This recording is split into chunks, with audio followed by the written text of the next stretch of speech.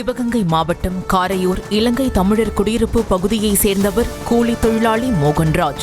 இவரது மனைவி பஞ்சவர்ணம் வேறொரு ஆணுடன் தகாத உறவில் இருந்ததாகவும் கடந்த 2 மாதங்களுக்கு முன்பு அவருடனேயே சென்று விட்டதாகவும் கூறப்படுகிறது. மனைவி சென்றதிலிருந்தே மன உளைச்சலில் இருந்த மோகன்ராஜ் தனது 15 வயது மற்றும் 12 வயது மகன்கள் இருவருக்கும் விஷம் கொடுத்து குடிக்குமாறு கூறியுள்ளார். அதனை குடிக்க மறுத்த மூத்த மகன் விஷத்தை தட்டிவிட்டு ஓடிய நிலையில் பாதி விஷத்தை குடித்த இளைய மகன் கசப்பதாக கூறி அப்பாவிடம் விஷ பாட்டிலை கொடுத்ததாக தெரிகிறது. இதையடுத்து மீதமுள்ள விஷத்தை தானே குடித்துள்ளார் மோகன்ராஜ்.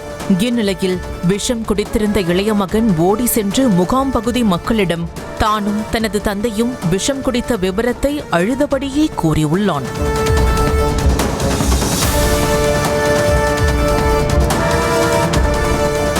இதனால் பதறிய அங்கிருந்த இளைஞர்கள் சிறுவனையும் அவரது தந்தையையும் தங்களது இருசக்கர வாகனங்களில் அழைத்துக் கொண்டு திருப்பத்தூர் அரசு மருத்துவமனையில் அனுமதித்தனர். சிகிச்சை பலனின்றி மோகன்ராஜ் உயிரிழந்த நிலையில் சிறுவன் மேல் சிகிச்சைக்காக சிவகங்கை அரசு மருத்துவமனைக்கு கொண்டு செல்லப்பட்டார்.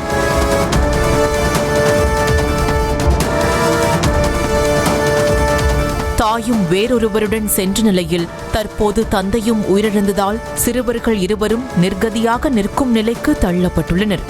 நியூஸ் தமிழ் செய்திகளுக்காக திருப்பத்தூர் செய்தியாளர் சதாம் ஹுசேன். செய்திகளை உடனுக்குடனும் துல்லியமாகவும் தெரிந்து கொள்ள சப்ஸ்கிரைப் பண்ணுங்க.